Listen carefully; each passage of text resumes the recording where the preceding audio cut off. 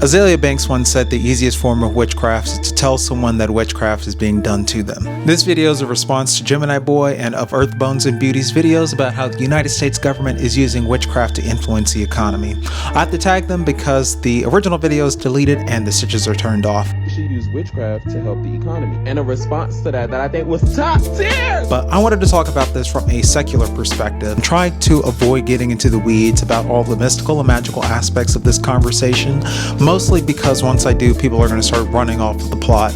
And the actual interesting ideas to be discussed here will get lost in all that spooky language. I'm Jack Paul, a creative consultant that uses story to help you navigate uncertainty.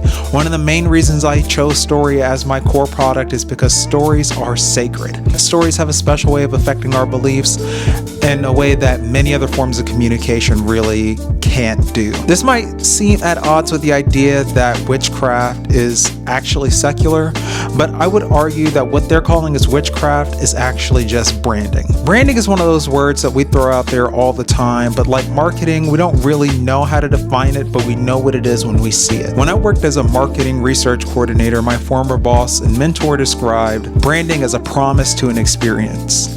Today, I'm going to go even deeper and define branding as a belief system surrounding a promise that's reinforced by symbols, stories, and other marketing touchpoints. In the year 1800 something, these touchpoints might have come across the creeds and slogans that of Earth, Bone, and Beauty refers to about America the Great and America the Free. George Carlin has a really good bit about politicians running around saying God bless America despite it not really meaning anything at all. Slogan you run into all the time, God bless America. Once again, respectfully, I say to myself, what the fuck does that mean? God bless America? Is that a request? Is that a demand? Is that a suggestion? Politicians say it at the end of every speech, as if it were some sort of verbal tick that they can't get rid of.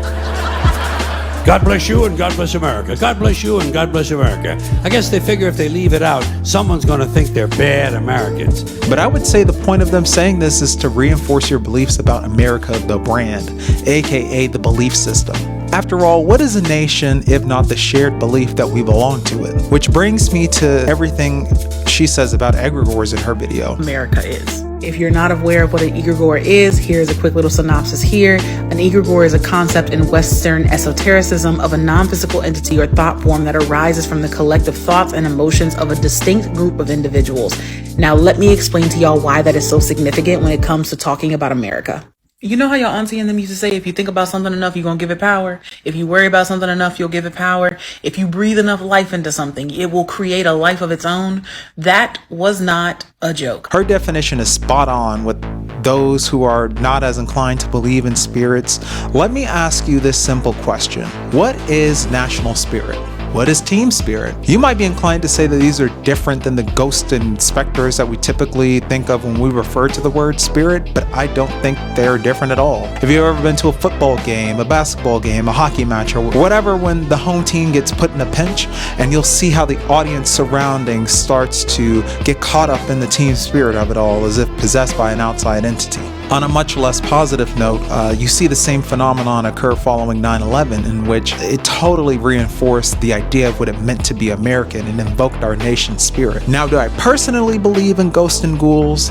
Not really, or at least not strong enough to argue for it here. My background is in psychology and communications. I've worked with the mentally ill as well as many successful brands, so I understand the power that beliefs have in shaping our lives. When it comes to this topic in particular, I think there's so much that we can learn in the field of behavioral science as it pertains to magic and other forms of occult practices if we strip away all that spookiness. That's why I prefer to use terms such as abstract instead of spiritual. Abstract is a much more clear way to describe that space where concepts in the collective unconscious can exist without all that baggage that comes attached to terms like witchcraft. To all my witches and warlocks out there, I mean no ill will. I just wanted to have an open academic dialogue about some of your practices. I break down everything that's discussed here in my LinkedIn articles linked down below. If you want to hear me talk more about this concept and dissect this even further, let me know down in the comments. Bye.